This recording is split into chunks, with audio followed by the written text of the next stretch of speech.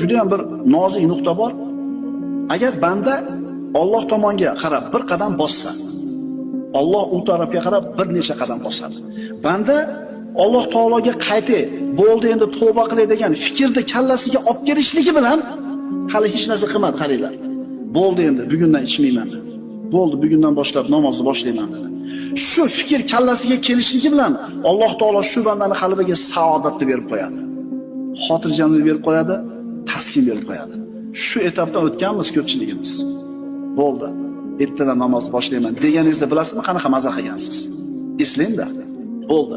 Sigaretni tashladim bugundan boshlab dedingiz. O'sha momentni eslangda. Alloh taolo bandasini tavbasiga shuna bir mushtoq bo'lib turadi. Alloh taolo bandasini tavba qilishini shunaqa yaxshi ko'radi. Hali hech narsa qilmadi. Nima qildi faqat? Bo'ldi. Ertadan bomdodga chiqib namozni boshlayman deyishiga bilasizmi qanaqa xotirjam bo'ladi qalbi?